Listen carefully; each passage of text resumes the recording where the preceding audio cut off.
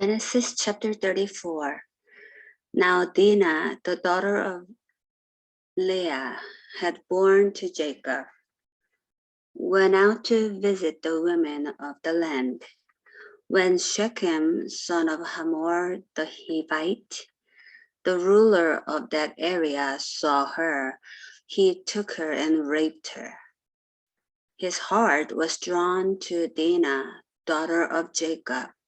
He loved the young woman and spoke tenderly to her. And Shechem said to his father Hamor, "Get me this girl as my wife." When Jacob heard that his daughter Dinah had been defiled, his sons were in the fields with his livestock, so he did nothing about it until they came home. Then Shechem's father Hamor went out to talk with Jacob. Meanwhile, Jacob's sons had come in from the fields as soon as they heard what had happened. They were shocked and furious because Shechem had done an outrageous thing in Israel by sleeping with Jacob's daughter, a thing that should not be done. But Hamor said to them, "My son Shechem has his heart set on your daughter. Please give her to him as his wife. Intermarry with us. Give us your daughters and take our daughters for yourselves. You can settle among us. The land is open to you. Live in it, trade in it, and acquire property in it." Then Shechem said to Dinah's father and brothers, "Let me find favor in your eyes, and I will give you whatever you ask. Make the price for the bride and the gift I am to bring as great as you like, and I will pay whatever you ask me. Only give me the young woman as my wife." Because their sister Dinah had been defiled, Jacob's sons replied deceitfully as they spoke to Shechem and his father Hamor. They said to them, "We can't do such a thing. We can't give our sister to a man who is not circumcised. That would be a disgrace to us. We will enter into an agreement with you on one condition only, that you become like us by circumcising all your males. Then we will give you our daughters and take your daughters for ourselves. We'll settle among you and become one people with you. But if you will not agree to be circumcised, we will take our sister and go." Their proposal seemed good to Hamor and his son Shechem. The young man, who was the most honored of all his father's family, lost no time in doing what they said, because he was delighted with Jacob's daughter. So Hamor and his son Shechem went to the gate of their city to speak to the men of their city. "These men are friendly toward us," they said. "Let them live in our land and trade in it. The land has plenty of room for them. We can marry their daughters and they can marry ours. But the men will agree to live with us as one people only on the condition that our males be circumcised, as they themselves are. Won't their livestock, their property, and all their other animals become ours? So let us agree to their terms, and they will settle among us." All the men who went out of the city gate agreed with Hamor and his son Shechem, and every male in the city was circumcised. 3 days later, while all of them were still in pain, two of Jacob's sons, Simeon and Levi, Dinah's brothers, took their swords and attacked the unsuspecting city, killing every male. They put Hamor and his son Shechem to the sword and took Dinah from Shechem's house and left. The sons of Jacob came upon the dead bodies and looted the city where their sister had been defiled. They seized their flocks and herds and donkeys and everything else of theirs in the city and out in the fields. They carried off all their wealth and all their women and children, taking as plunder everything in the houses. Then Jacob said to Simeon and Levi, "You have brought trouble on me by making me obnoxious to the Canaanites and Perizzites, the people living in this land. We are few in number, and if they join forces against me and attack me, I and my household will be destroyed." But they replied, "Should he have treated our sister like a prostitute?"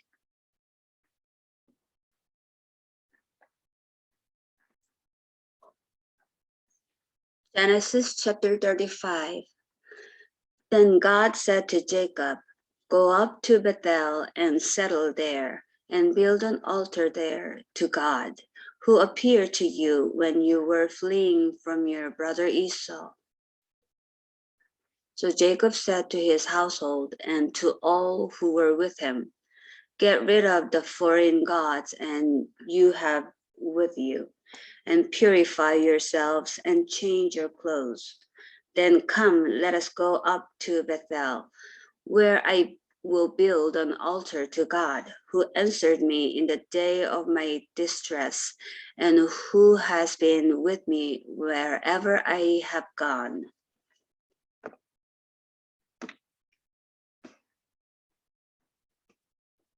So they gave Jacob all the foreign gods they had and the rings in their ears, and Jacob buried them under the oak at Shechem. Then they set out, and the terror of God fell on the towns all around them, so that no one pursued them. Jacob and all the people with him came to Luz, that is Bethel, in the land of Canaan. There he built an altar, and he called the place El Bethel, because it was there that God revealed himself to him when he was fleeing from his brother. Now Deborah, Rebekah's nurse, died and was buried under the oak outside Bethel. So it was named Alon Bakus. After Jacob returned from Padan Aram, God appeared to him again and blessed him. God said to him, "Your name is Jacob, but you will no longer be called Jacob. Your name will be Israel." So he named him Israel. And God said to him, "I am God Almighty. Be fruitful and increase in number. A nation and a community of nations will come from you, and kings will be among your descendants.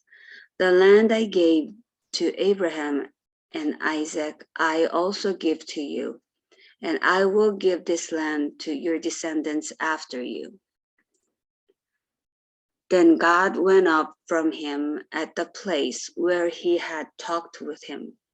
Jacob set up a stone pillar at the place where God had talked with him, and he poured out a drink offering on it. He also poured oil on it. Jacob called the place where God had talked with him Bethel.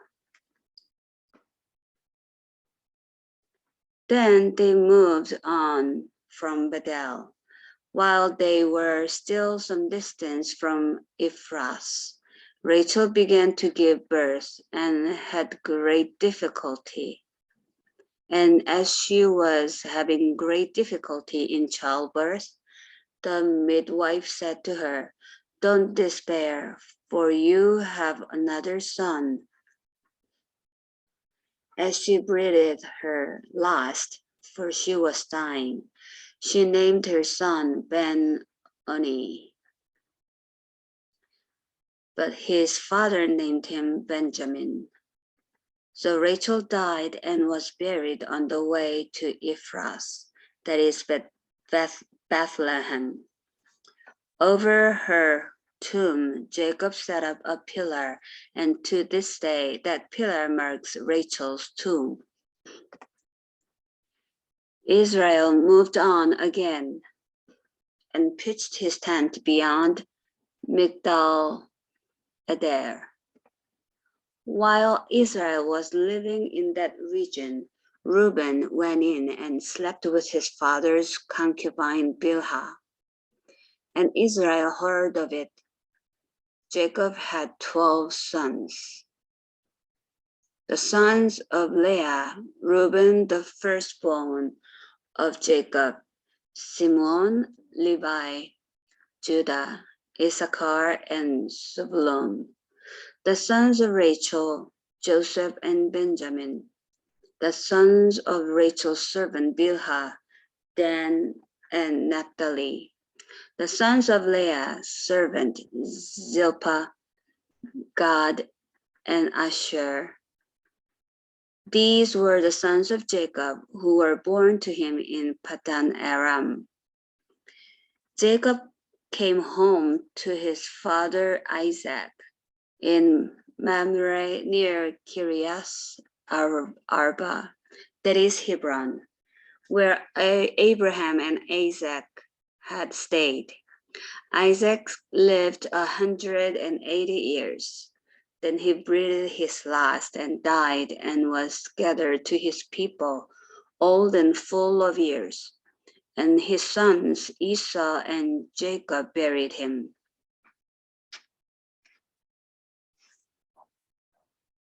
Genesis chapter 36.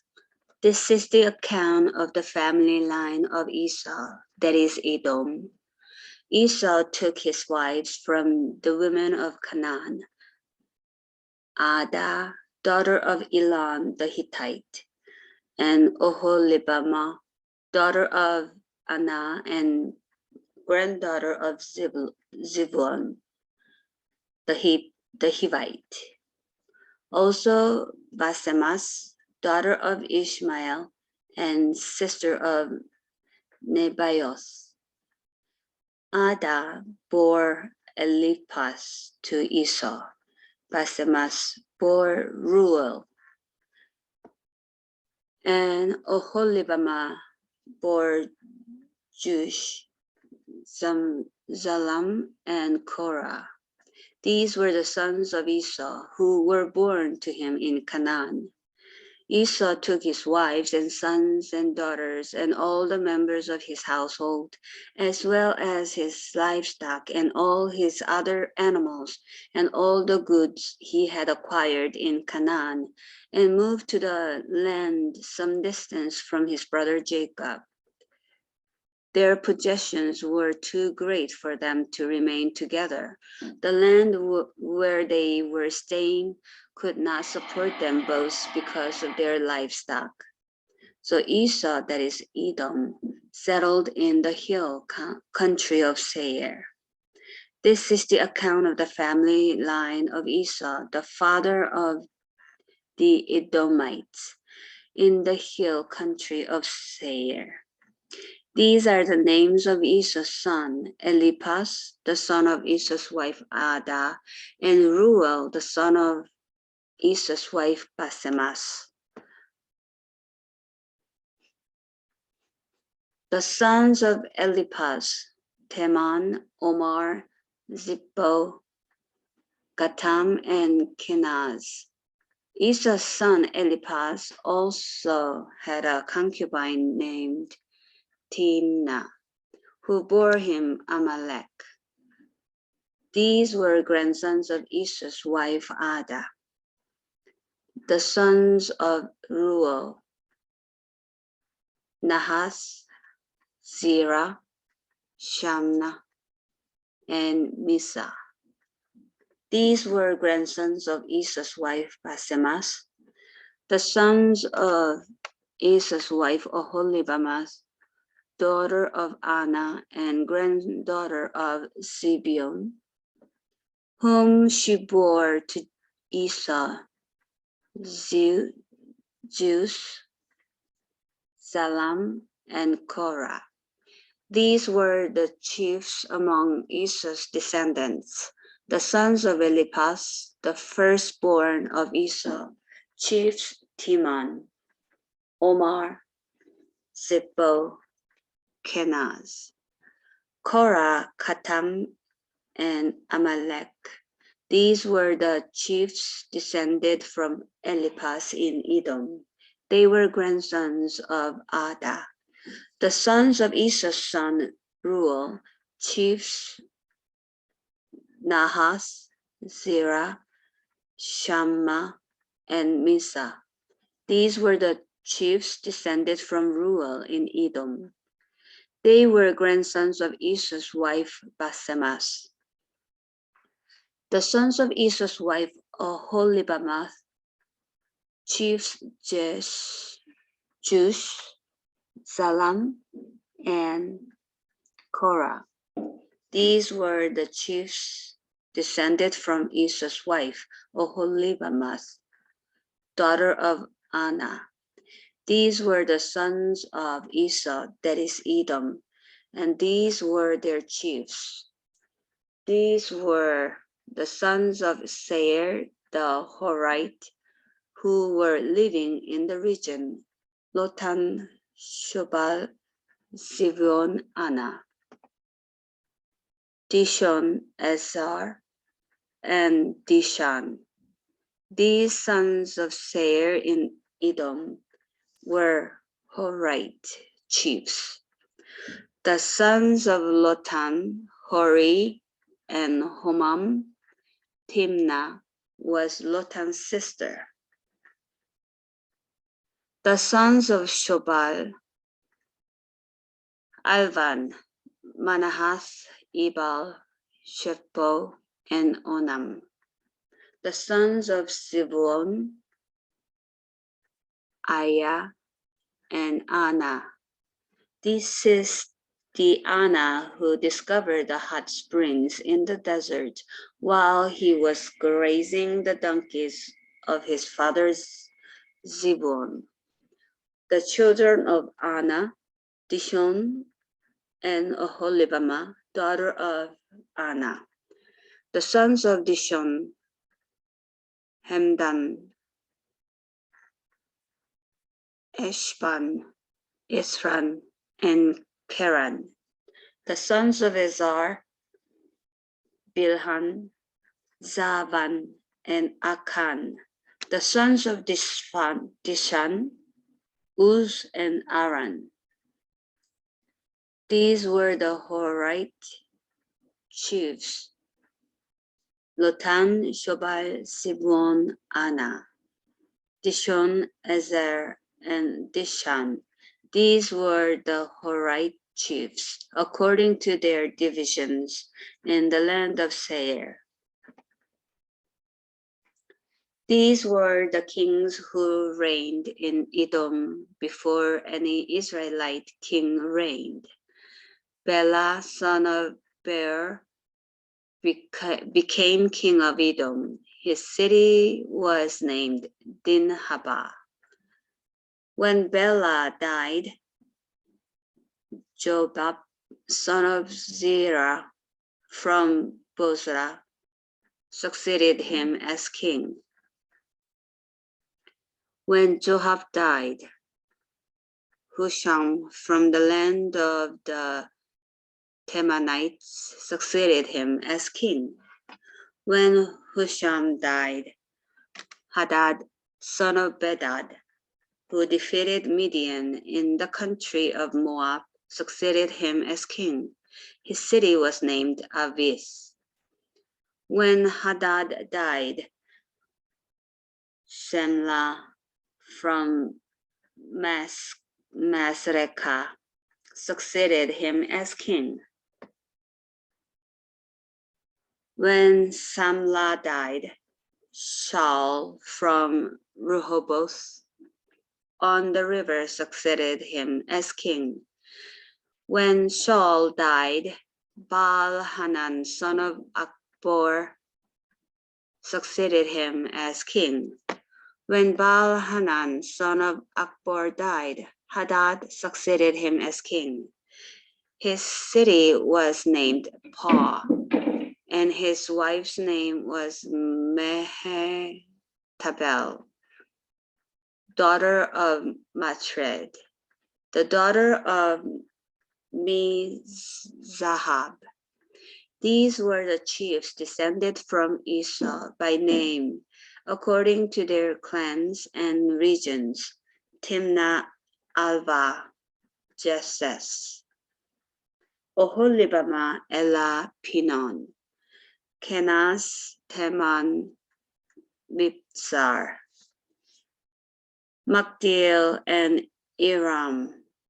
These were the chiefs of Edom according to their settlements in the land they occupied. This is the family line of Esau, the father of the Edomites.